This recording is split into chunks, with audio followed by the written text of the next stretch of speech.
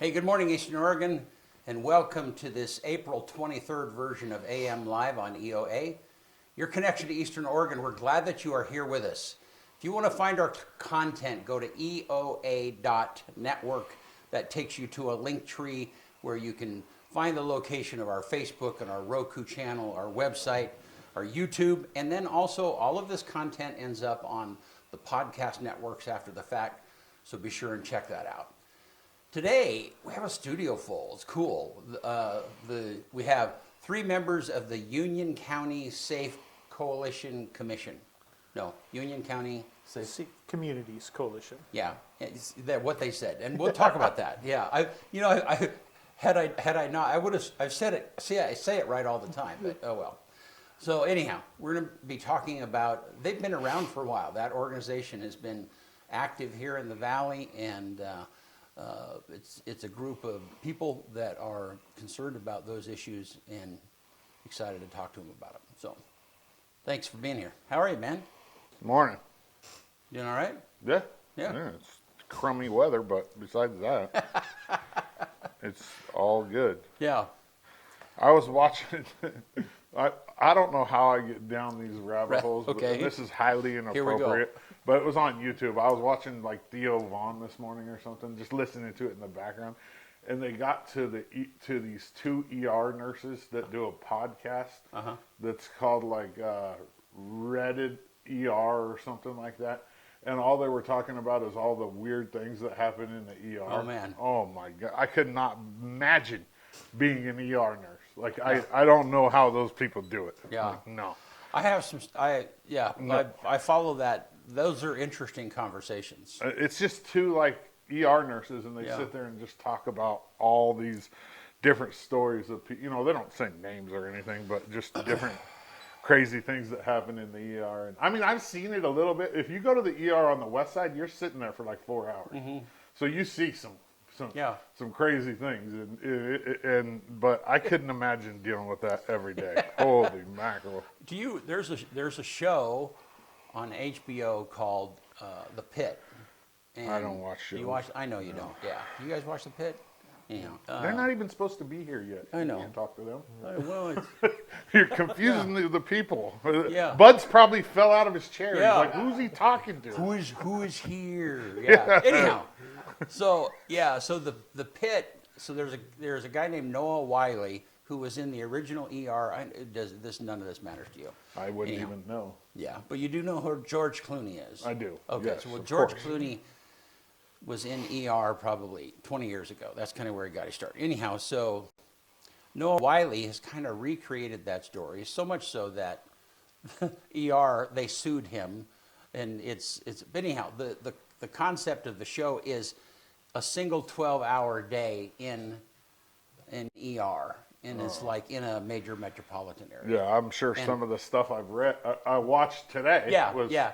And it's super interesting, really compelling, really well done. I couldn't do it. There's no way I could do it. Well, just the fact that kids come in there hurt too. Yeah. Like, no way. Well, it's funny because Tanya was talking. We're in the 2nd season, and I think we're getting ready to start the 5th episode. And one of the nurses that she works with, Tanya works up at the hospital. One of the nurses that she works with, Tanya asked her, "Do you watch The Pit?" And she said, "No, I worked in ER, and I just can't. It just brings back all of those. Imagine. Yeah, all of those memories." So. I would imagine. All right. Well, hey, you want to do sports? Let's do it. Turn the page on that. Yeah. All right.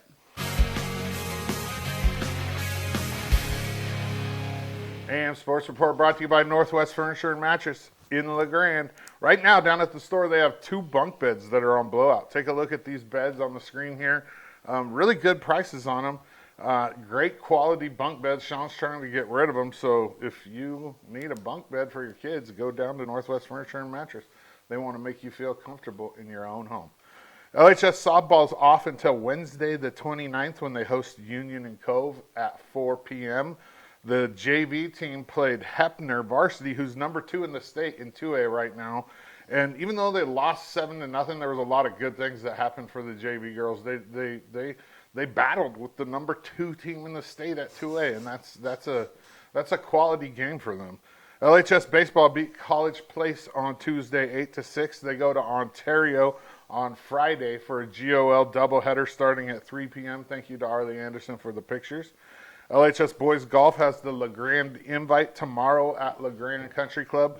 There's no time on the OSA website, but I'm assuming it's at noon. That's when most of the golf stuff starts for the GOL. And the girls is at Mac High tomorrow for a noon. Mac High Invite is what it's called, but I think there's other teams there. I don't think it's an actual tournament, but I think it's like a couple of head-to-heads. LHS tennis hosts Baker today at 3 p.m. up at the high school. I mean, obviously that's dependent on the weather. Hopefully they can get those matches in. EOU softball, man. Okay, so where we'll start with EOU softball. I talked about how they won 2 of 3 league games last weekend versus Corbin, because you play 4 games in a weekend. Only the first 3 games count. And then this weekend they host OIT, who's number 1 in the nation. Right now, EOU's number 5.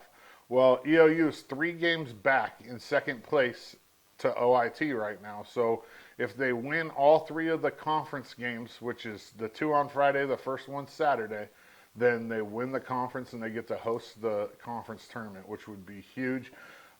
We haven't even had the field ready to be able to host a conference tournament before. We came close last year, close the year before, and then this year we're right there again. I mean, I can't think of anything better for EOU softball to happen than to host the conference tournament. It gives you a lot of exposure. It brings people into town, and it would be a great thing to happen. The games this weekend, the doubleheaders start at 1 p.m. on, oh, no, excuse me. I was looking at baseball. They start at 2 and 4 on Friday and 11 and 1 on Saturday. So get out there and cheer on the Mounties. They have, like I said, they have a chance to win the conference championship. EOU baseball got a huge win Tuesday at home in a split with number 5 LCSC. The Mounties won game 1, 10-4. Then they dropped the non-conference game, the 4th game, 15-3. They host Corbin this weekend down at Optimist in a 4-game regular season wrap-up. They play a doubleheader that starts at 1 p.m. on Saturday and will honor their seniors in a doubleheader that starts at 11 on Sunday. EOU track and field news, senior Liz Grandel, who crushed the pentathlon last weekend at the CCC Multi-Championships and posted the best score in the nation this year, was named the NAIA National Field Athlete of the Week. Congrats, Lizzie. I didn't put a graphic up because I put the graphic up on Tuesday of her winning the CCC Athlete of the Week, so I figured, if you want to see the graphic, you can go back and watch it. AM Sports Report brought to you by Northwest Furniture and Mattress. Sleep like a log. All right, good stuff. So weird to say, sleep like a log. Sweet. You know how that came about? No. AI did. AI gave it to him? Yeah, I think so. Like a mattress and furniture store. Sleep like a log. That's real original AI, let me tell you. I kind of like it, though. I like the graphic that's out on the board out there. It works. Yeah. It makes you, it makes you stop and look. They got a billboard, so. Yep. All right, well, hey, let's take a look outside. Yep, it was yesterday, the storm just came in. It was so beautiful in the morning, and then late afternoon, just boom. So. Hopefully not today. Yeah. Ramron Hospital and Clinics is one of our sponsors on our weather cam, and if you want your business to be there, you can do that. It's $100 a month. It's pretty affordable. All right, let's take a look at the graphics. So 56 today, 38 tonight, and so let's see. Is 25% chance of rain? That's not horrible. Couple of evening showers, so maybe they will get that tennis in today. Yeah. And when are the games this weekend? Friday and Saturday. Friday and Saturday? So Friday looks good. They both look good. They'll get them in. Good. All righty. Well, cool. Well, hey, thank you guys for being here with us. And we're going to take a quick break, and we will be back with Union County Safe Coalition. Vote.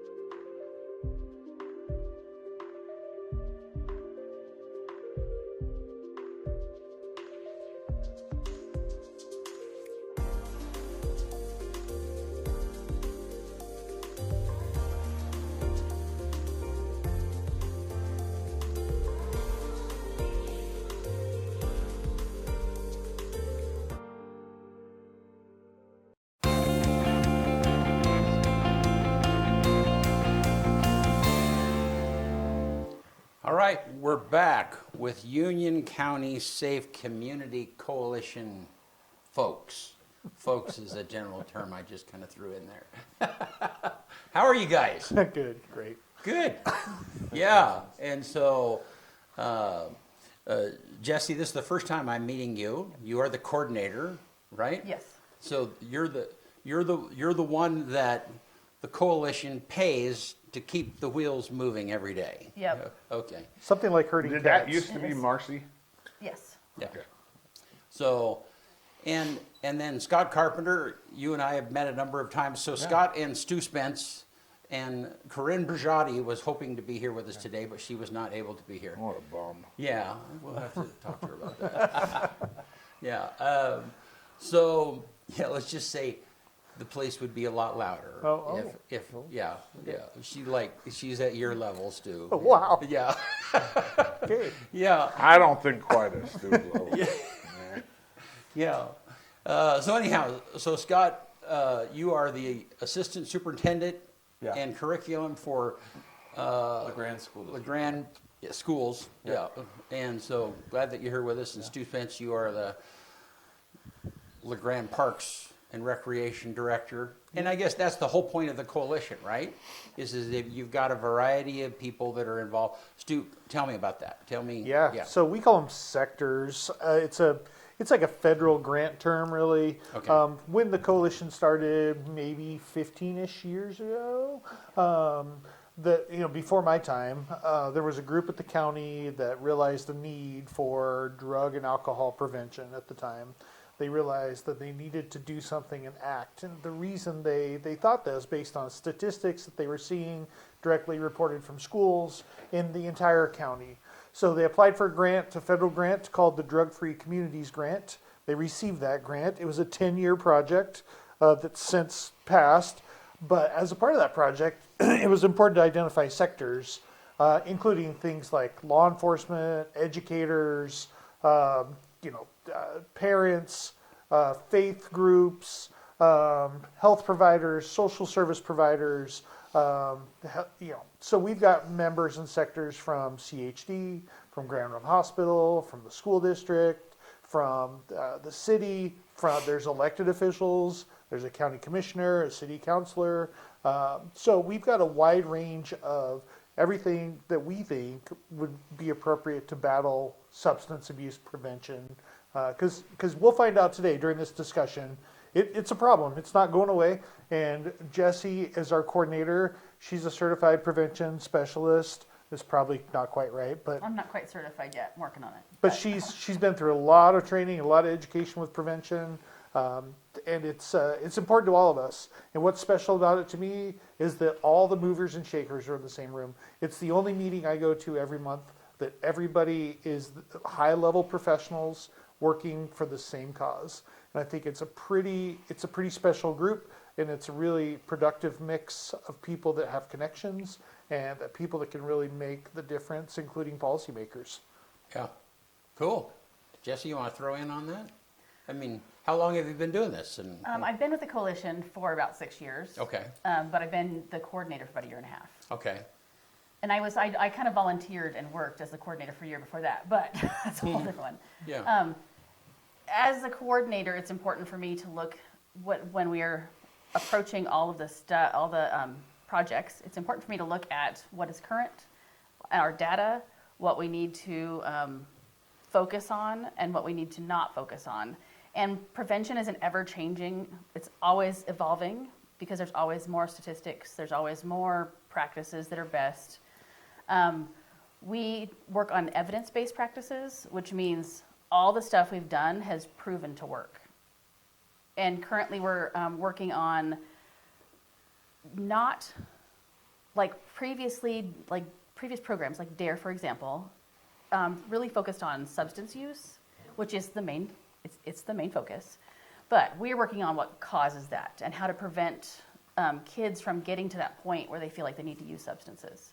So teaching them life skills and teaching them why they feel like they need to use substances to get through the day, and then just like giving them tools to deal with mental health issues or deal with peer pressure.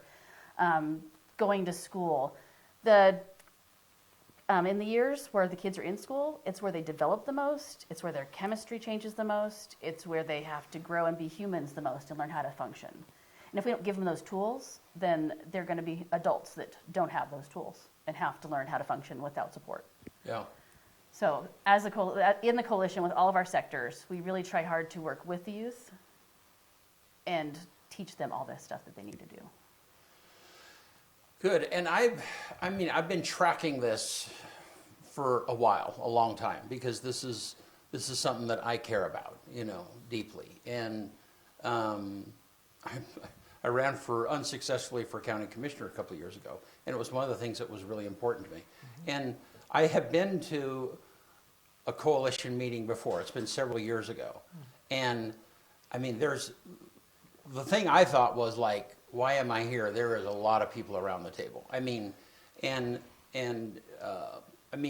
love that. I love that there are a lot of decision makers, but sometimes I have a saying that says, like, a committee is a place where a great idea goes to die, because in that mishmash, you sometimes don't have movement because there's just so much, So who makes the movement happen? Scott, maybe you tell me. Yeah. I would say, sometimes good ideas die in committees, but I would also say long-standing or really good practice can survive that process, and we get to a great outcome. About a year ago, Jesse brought to the committee an idea about doTERRA bags. Never heard about a doTERRA. About what? I'll explain what they are in a minute, but doTERRA bags and using those at the hospital or handing those out to the community. Essentially, doTERRA bags, if you put the medication in and add water. It's a little pouch that has a carbon packet in it, and you can put any kind of medication in it with water, and it nullifies any kind of active medication. And it's biodegradable, so you just throw it in the garbage. Oh, interesting. And so as a school official, I would never know about doTERRA bags unless I interface with the Union County Safe Communities Coalition and become aware of the technology or the things that we're doing as a community to fight in those efforts. And then on occasion, sometimes I open my mouth and share things I think we should fix or innovate or do, and I get to hear various perspectives about whether that's going to work or not. So I appreciate just the diversity of the group and the ability to think tank how we can better serve our community. So Jesse, things that work. That's your, and I love that because, and I think most people, the general public, at the end of the day, they have some interest in the sauce, but at the end of the day, it's like, how do we fix this? How do we do things that work? Yeah, talk to me about the DARE program, and then you guys have moved to something else, and that was really fascinating to me when I heard you talk at the city council meeting, is that there's this practical grid has been pushed onto this, and I love that. So the DARE program was fear-based, essentially. They fed kids all this information without anything to back it up. Kids are essentially sponges, so you have to feed them all the stuff that they need to soak that in. But they would just throw facts at them and then say, one of the things that I remember is my kids coming home saying, "Mom, if I use drugs, I'll be on the street. I will live on the street. I will lose my teeth. I will be a loser." Yeah. But I have family members who that's not consistent with. So they saw that's that. not what they see. So they saw that it was disproven. So essentially, that's what DARE was. Right. It was a fear-based, not consistent program. Okay. It did work with law enforcement, which was a part of the success, and it did have very short-term success. But it didn't have any long-term trackable success. And then we had another program after DARE, right? Though, what was the? It was essentially just a modification of was DARE. it? Okay. Yeah, I don't remember. Did they have it? So DARE has gone through several iterations. The one that we remember, was Just Say No, and it was a series of about 5 or 6 lessons, and it was very specific to drugs. It didn't get into really alcohol or vaping or tobacco. And then there was a version where they incorporated strong SEL, or social emotional learning. And now they've reformatted again. They have a series of 10 lessons. and they have add-ons. So here's the base 10, and you can add vaping, or you can add fentanyl, or you can add this. They still have the model where SROs, or school resource officers, go for 2 weeks to receive training, which is fantastic, because there's a shift that needs to happen in the mind of the SRO from working traffic or doing the hard things that they do every day in our community to working with 5-year-olds who have not committed a crime. Not 5-year-olds, 5th graders, excuse me, 11-year-olds that have not committed a crime and are very curious about the world. And so that training has a really important facet to it. But they are really, if I just went through their lesson series right now, and the fact that we all remember DARE means that it had some impact. Sometimes it's hard to prove a good. Right. But they have lessons like drug information, risk and consequences, peer pressure, dealing with stressful situations. So they work through really communication strategies, where our new program BEST is about a cycle of how to navigate drug situations. And that repeated cycle gives them time to think about, okay, if I have this, what can I do? And we try to focus on decision making. Now, there was a program, though, where, and maybe that was a part of DARE locally here, where kids would essentially commit to They signed not a experiment. contract. Yeah. Yeah. Was that DARE? It was basically DARE. Okay. It just had a different title, and I honestly, for the life of me, can't remember the title of it. Okay. It was. I would say in the school district it was either DARE at BEST. There hasn't been a different. I didn't think so. one in Yeah. our district. I think it just wasn't widely advertised as DARE. Well, and I think that it seems like it had a different name, but it doesn't matter. So, because I know that in our Rotary group, part of our funding was funding some of those programs. I mean, we were giving money that the middle school was using for an after-school program, and I think kind of during COVID, it lost energy and lost leadership. And I mean, and that's not to say, I mean, the teacher that does that program is still incredibly energetic, and she's a really good person. I see her all the time. But the point is that from our standpoint, we had kind of come to the conclusion that we didn't know if it was making a difference. I mean, so I guess launch from there. Yeah. Yeah. Are you talking about the Defy group? Yes, Yeah. that's it. That's it, Finally. yeah. It's like, what Yeah. is? I don't know, Like, I because they knew it went to was the Yeah, movie thank theater you, and they did, yeah. So that was a community-based group. Wasn't specific to the schools, but Okay, Defy all was right, part of yeah. that. So I'll just say our BEST program, and I'll get more into what that is. But it started in 21-22 school year, and I still remember a meeting of our SROs. Cody had just been moved into being sheriff, and so Justin Hernandez, all of our 5th grade teachers and our counselors were sitting in a room, and we're talking about DARE, and we're like, we think we could do better. And we had a little bit of a lightning rod experience in that the teachers were like, we think we can help design something. We had counselors that had been, so I'll just shout out to Teresa Dowdy. She's retiring at the end of this year. We're gonna miss her a lot, but she's worked crisis for CHD. She's on the state board of counseling, or has been on the state board of counseling. She's been a longstanding therapist and counselor in our district. A lot of expertise there. Was a teacher, business teacher years before. We had She's my teacher. we had Justin Hernandez, who had worked drug task force and was coming off of real lived experience in our community and has personal experience. If you ever get to know him and his experience, We've told his story on here. is awesome. Yeah. And then just when we looked online for what was available outside of DARE, the list is actually really short. And so we had the expertise, or we had the passion and energy to say we want to do something that we think would be better. And so we went through an initial design phase in a partnership with Neon and with the Union County Safe Communities Coalition and with the Sheriff's Department. We would bring drafts, and they would say, well, what about this or what about that? When we finished that draft at the end of the 21-22 school year, we had Neon do a research analysis on what works in drug prevention and what doesn't, and we edited the program, continued to fine-tune it, and finally used it or piloted it in the 22-23 school year with our kids. And some of the big wins is that we address everything from vaping to hard drugs and opioids, fentanyl, in our program. Every lesson is essentially the same in terms of introduction to what the substance is and the impact, being able to think through the 12 resistance strategies that are proven, and that kids have voice and choice in what might work in that substance, depending on if there's use at home or not. They get to learn through hypothetical scenarios with an elbow partner and visit about what they might do. They journal about a goal or next step they're going to take. And they explicitly go, who is my network of support? And I think that last piece is where maybe DARE and BEST are the most different. In that DARE was about saying no and me interfacing with the substance. Yeah. And for the BEST program, it's really me and my community and knowing that I need other people to be able to make good choices all the time. 100%.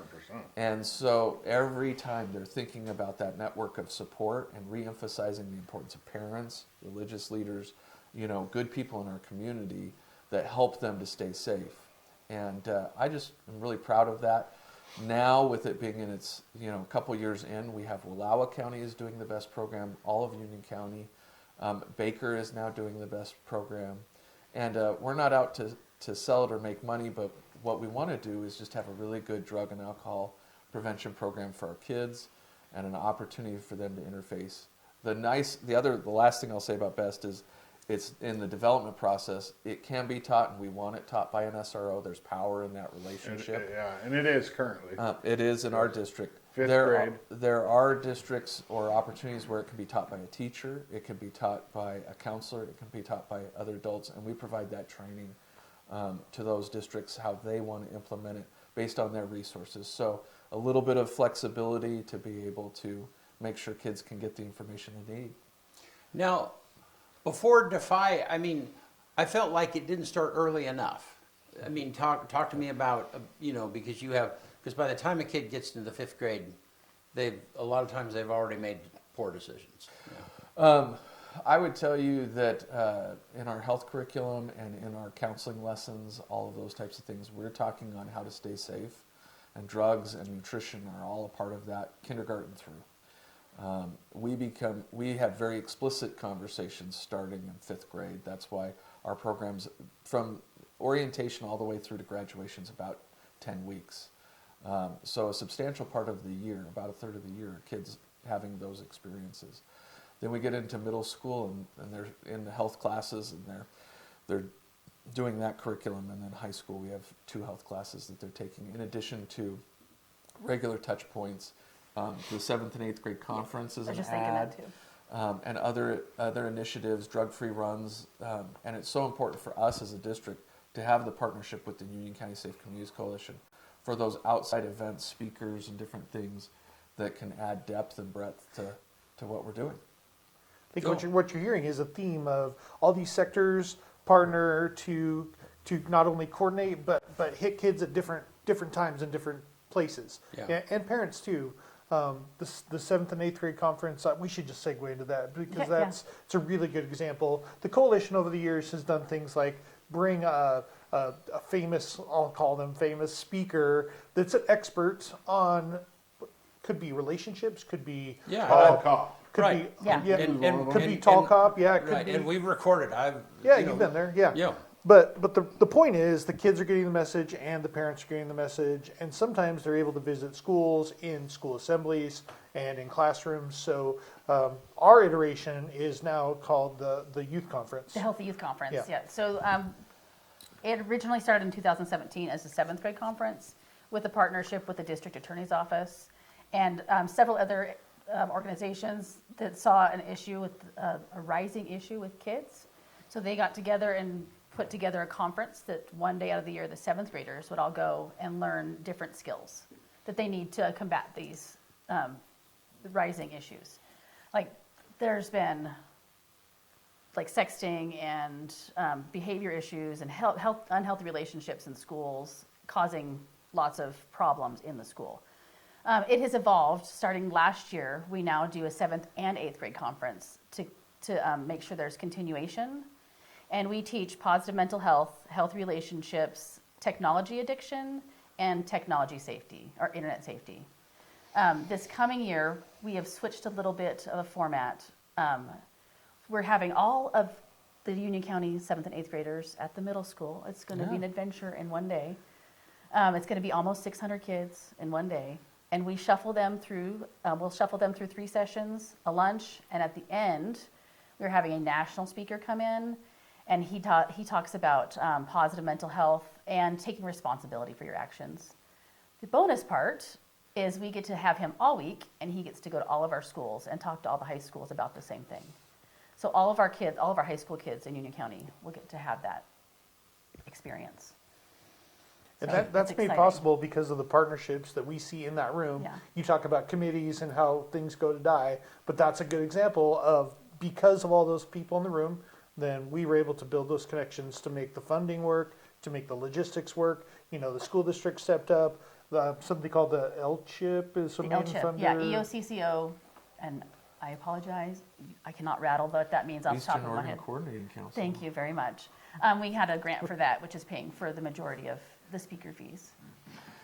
And I would just add to that, we recently had conversations with the city of LeGrand and the Union County Commissioners, and either funding for BEST or funding for the Union County Safe Communities Coalition, and just can't express our appreciation enough for the Yes. ongoing support of our community to allow us to have these types of events and or keep the ball rolling with drug prevention. Okay, so all of that's good. Let's talk about the statistics a little bit. Yeah. You know, so what are you seeing in the research? And Kyle had some questions about that. What are you seeing? You know, when I don't know. Let's talk about that. Our main source, what I use most for my data, is the Oregon Healthy Student Survey, or is it Student Health Survey? Oregon Student Health Survey. It is a survey that the kids give. So it's a self-take survey. They report themselves, all the information on there. They're given like a format of like 1 to 10, best to worst. And do Sometimes they have maybe. to do that? No, No. you no, can't it's- force them to So- do it. So what percentage? That would be my question. Yeah, so let's talk about it for a Yeah. minute. It used to be the rotating schedule, so it was the Student Healthy Teen Survey, and then it was the Oregon Wellbeing Survey. And over time, they've mixed those two together about 3 years ago. So it's the Student Health Survey. We give it every October. What's interesting about it is that we provide the opt-out for parents to be able to sign that because it's given at the 6th, 8th, and 11th grade. And we have over a 90% participation rate in that survey. Now, it flip-flops when you get to state testing, and that's another topic. But by and large, kids are like, I want to take the survey and I want to do that. It's anonymous, so the kid gets on and they're able to do the survey. I would tell you in the 13 years that I've been in our district, the numbers feel true. They feel accurate to the experience that I've either had as an assistant principal in dealing with drug issues at the high school or as the assistant superintendent in our district. And kids are generally pretty honest. They're more honest today About than that. they were when I Yeah, was in school. and That's so really good. the numbers in there are fairly reliable. They're the best guess that we have in terms of use, and have been relatively stable over time, and are within, they're relatively close to what the state averages are. Sometimes we're a little bit higher, sometimes a little bit lower, depending on that. But What's the most shocking statistic in Union County to you? for me, as I look at the numbers, I think there's 2 that jumped out at me. Yeah. First off, shout out to our parents.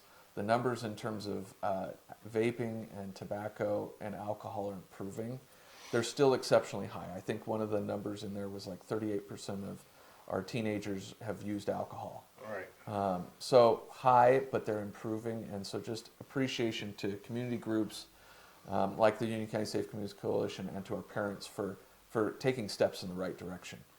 The one that scares me, I think scares everyone, is especially with the advent of fentanyl or others.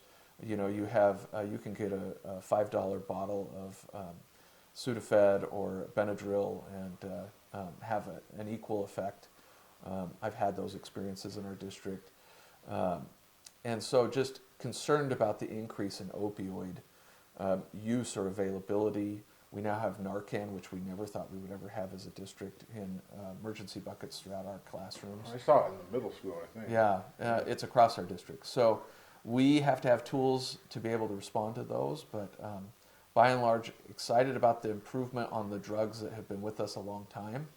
sorry, And, go back. So a $5 Sudafed and Yeah, if you go to the store and you buy a $5 bottle of Sudafed, and you take way more than what's prescribed. okay.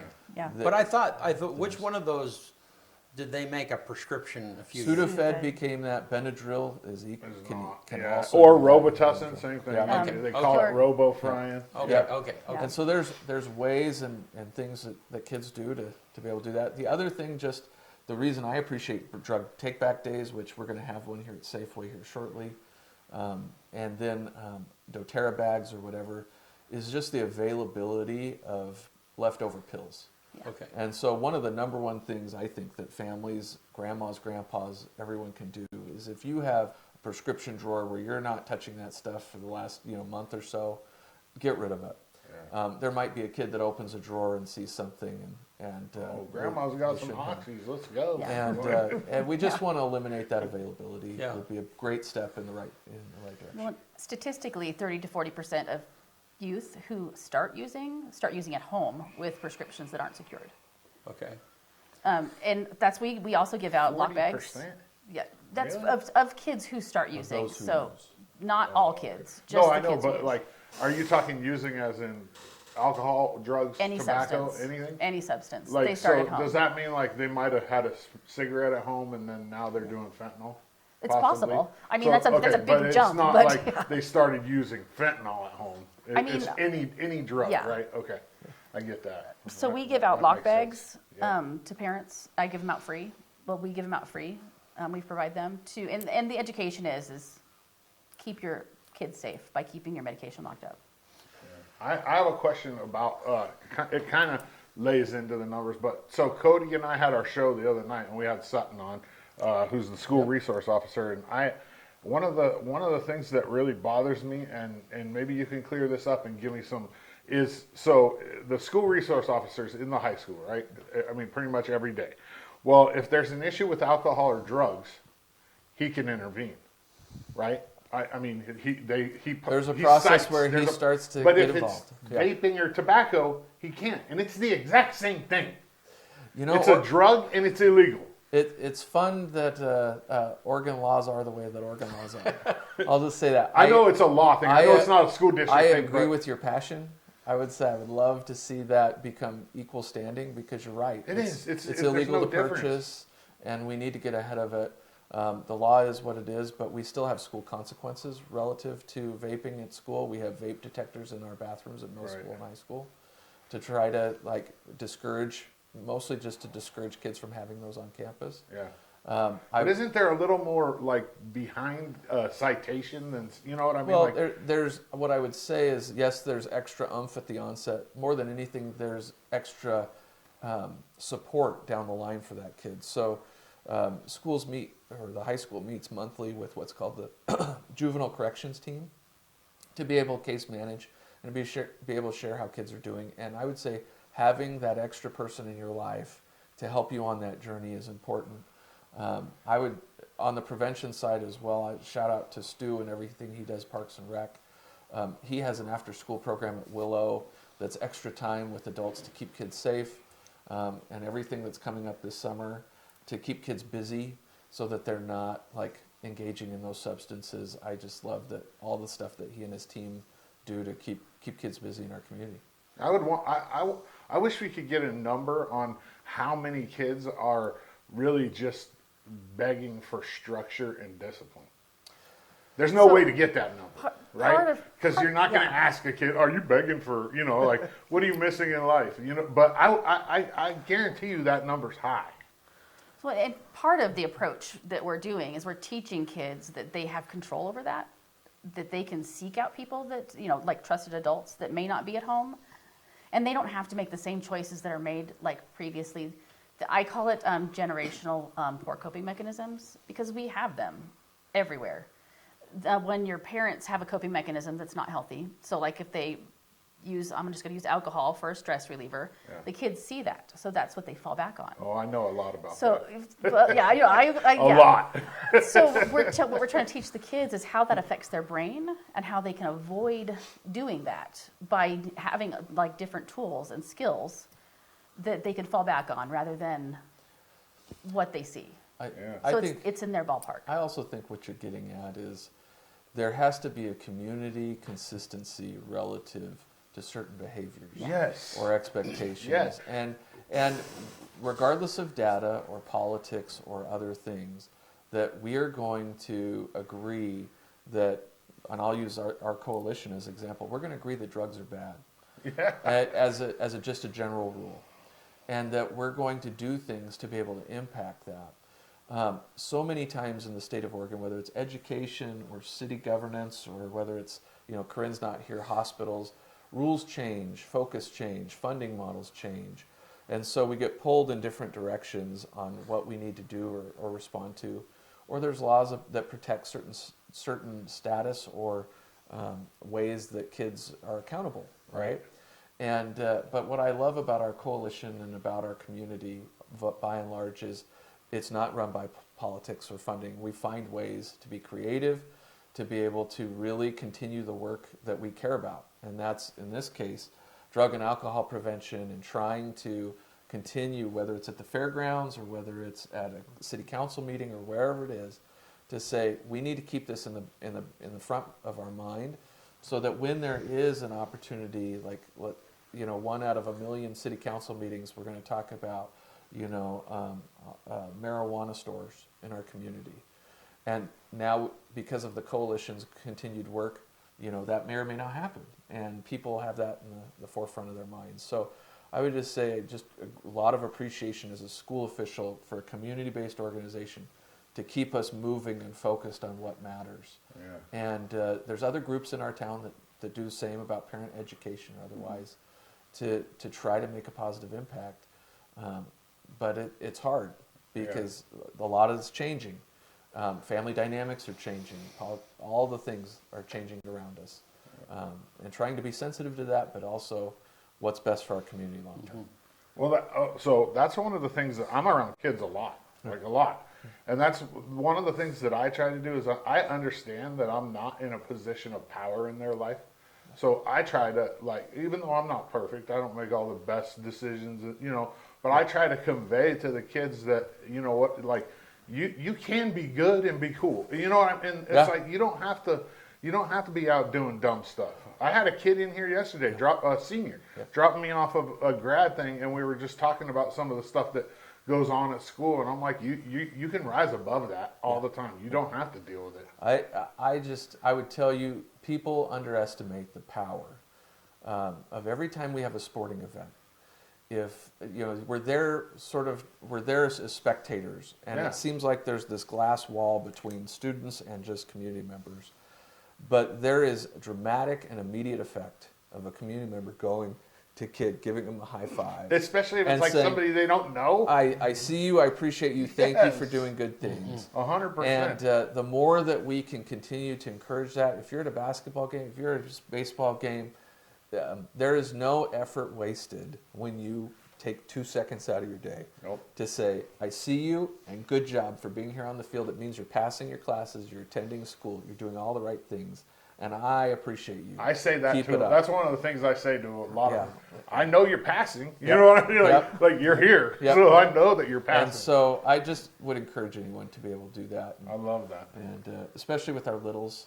So fun to see. And I, again, tying it back to the work of this committee and to BEST, we all need community, and we need to find ways to emphasize community, especially for our kids that might spend a lot of time on their phones isolated and just in their own feelings or emotions a lot of the time. Yeah, the little kids especially, because that might be the only time they're really getting out into the community is playing t-ball or I try to say hi or take a picture or if I don't even know them, I just post them for their parents to look at just so they can show the kids. I'm not really doing it for the parents. I want the kid to see that we're recognizing them.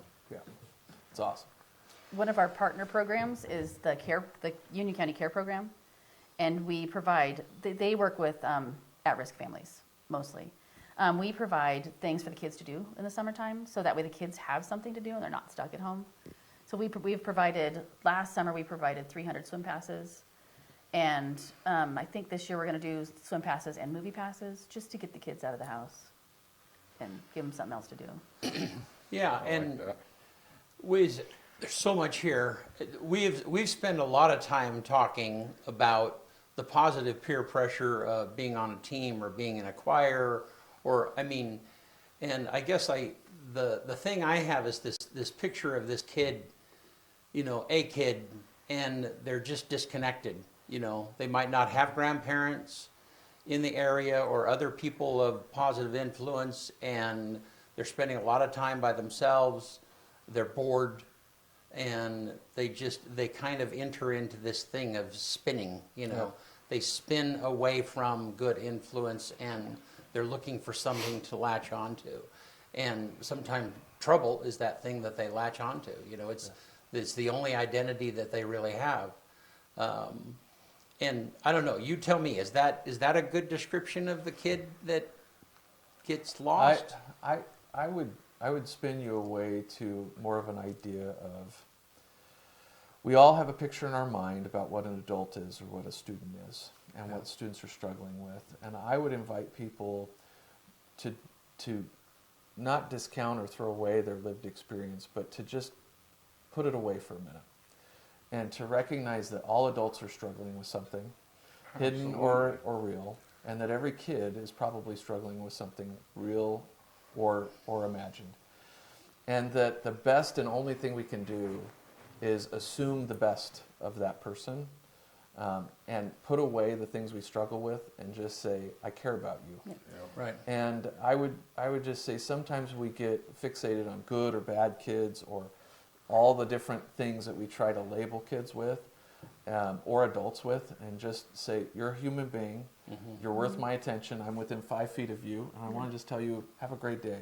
Yeah. And thank you for what you're doing, and I know you're going to do great things. And the more that we can engage that way and inspire or uplift and provide that community, I think we have a net positive result that we can't even fathom. Right. I think sometimes we miss opportunities because we're scrolling, or we miss opportunities because they look different than us, or they have this different feel. But I just love when people can do that.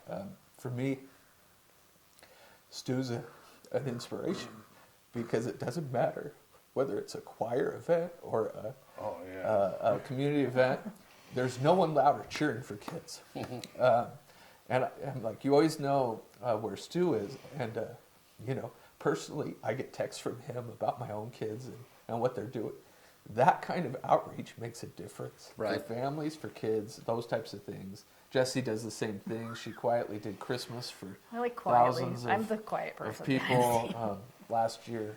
So I would just say the more we focus on community, build community, and sort of put all the other stuff away for a minute and just say, I see you as a human being and I want you to have a great day. Then we let whatever happens happen. And the point of me getting a picture of a kid is that, I mean, I was a youth pastor for 6 years, and you see kids, and it's like I need to be close to them. Yep. I mean, and literally that's how it starts. Yep. It's like, Yeah. I don't know where you are, but I'm going to be in the same space and as the you. more they push, the more it's like, Right, yeah. come right, be and with. and Yeah. because something happens when somebody goes to the effort, exactly what you said, goes to the effort to be in their space. And I mean, and we have a lot of great, the after school programs that, Stu has pushed forward, and that he and his team does, Youth for Christ and what they do. And I mean, there's just so many, the sports programs, the choir. I mean, all of those things are collectors of kids that might be wandering in the wrong direction, because of all of that things. It's an opportunity to connect, We also have programs like Go ASAP, which is ran through Right. the university. And then we have the 906, which Right. also is a place for kids who don't feel like they belong, Right, can go right. and belong, because it has so many activities that they can Right. do. Right. But I would just encourage people to just to sit by them. Just say, hey, can I sit by you? And just let them know that someone's there. And sometimes that can start up a conversation, or just saying something. I'm a random human being, so I will say something random, and then they'll look at me like I'm crazy, and then we'll start a conversation. Yeah. But that's, the kids just want to know they're being heard. And a lot of times if they're lost it's because they don't feel like they have a person to connect with. So be that person. You know, I encourage everybody just to be that person. Yeah, it's kind of, and Kyle was kind of, I think, was referring to this earlier, and that is that no kid is going to volunteer for more accountability. No. Or more structure. No. I mean, they're actually going the opposite way. But the relationship that you have with them draws, I mean, it's like when the grandkids come to my house, they just know the rules. There's a little different set of rules than what they do at home. And for whatever reason, they love it. It's like, oh, we want to come back. And it's like, and kids naturally, they kind of thrive. They want that. I mean, is that kind of what you were going through? Yeah. Well, I was just saying that they aren't going to tell you, but on the inside, they're dying. Yeah. Yeah, Right. they Yeah. want structure. I would tell Yeah. you a lot of the research and a lot of what Jesse focuses on, whether it's violence, so we do threat assessments for violence, or drug, is really about this conversation of what protective factors does a kid have in their life or an adult have in their life, and what risk factors do they have in their life. Yeah. And you can look those up online. You can see what kind of protective factors really have an impact in trying to mitigate trauma or ACEs. But we really try through all of our efforts, whether it's Stu or Jesse or myself, to create protective factors in our community. And the more that we can focus on those, the less of the outcomes like drug addiction or violence that we're going to see. And so that it's worthwhile to focus in on and emphasize the protective factors. If risk And it's- factors outweigh protective factors, you're in trouble. Sure, Yeah. sure. Yeah. And in a small community, we have a unique opportunity to really wrap our hands around those kids because we see them. They're there. We see them every day walking along the side of the road. We see them going to wherever. We know who those kids are. And all kids, we have that opportunity being in a small community and in a small county that we try to address as the coalition. And to take it even a step further, there's accountability for adults that Right. are engaging with kids Yeah. too, because we're in such a small Sure. community. You can't can't be hide. a weirdo. Right, Yeah, you can't know what I hide. mean? Like, Yeah. which is super important. Yeah. Like a big important part of it Yeah. in this world. I also think it's really important that we don't stigmatize kids because they have, like, if they've done something wrong, if we automatically label them bad, then that's what that's the mindset they're going to get. Sure.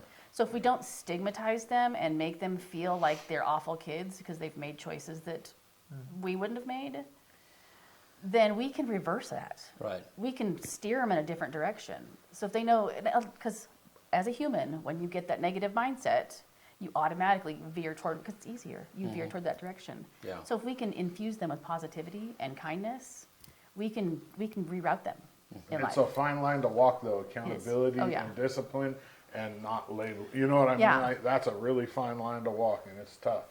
It's all about second chances, I think, Yeah. really. I agree. You know, So do you have training?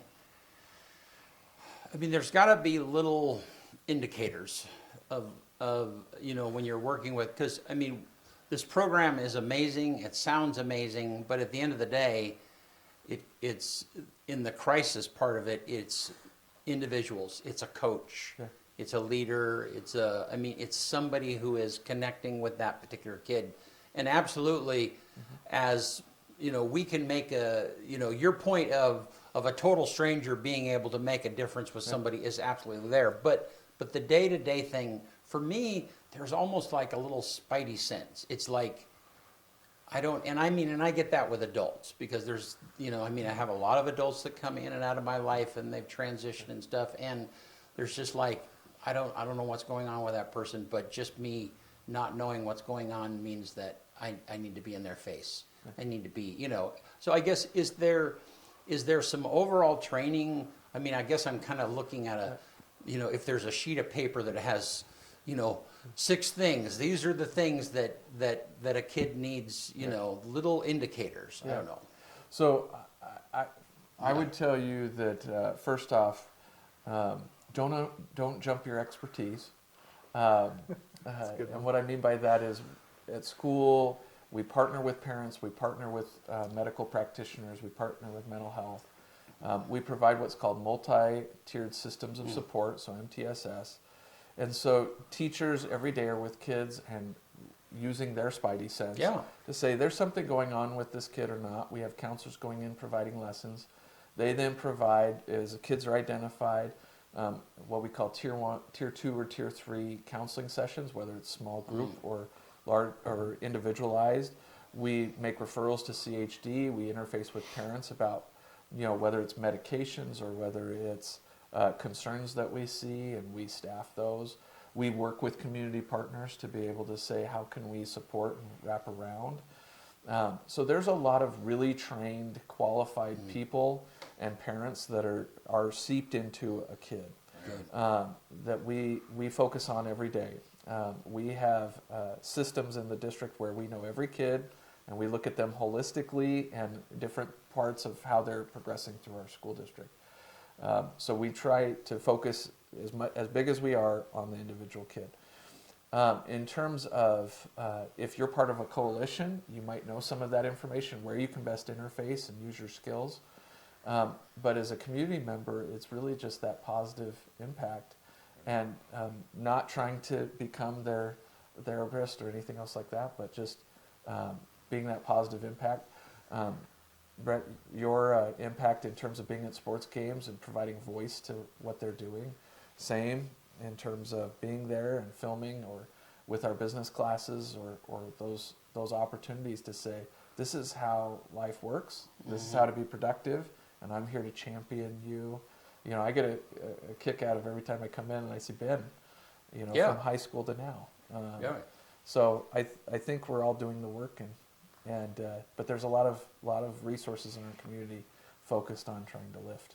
I guess one thing and I love that within the school system this happens. I guess the main impact that we have talked about so much is the extracurricular activities that keep kids wrangled. And are you guys coordinating that? So in other words, let's say to somebody's coming to, they're not necessarily involved in a positive peer group, but they're going to Youth for Christ, but all of a sudden they dropped off. Maybe they go somewhere else, then I would hope that Kevin is talking to somebody else, or they're like, hey, is this kid showing up over there? Or, is that kind of coordination able to happen?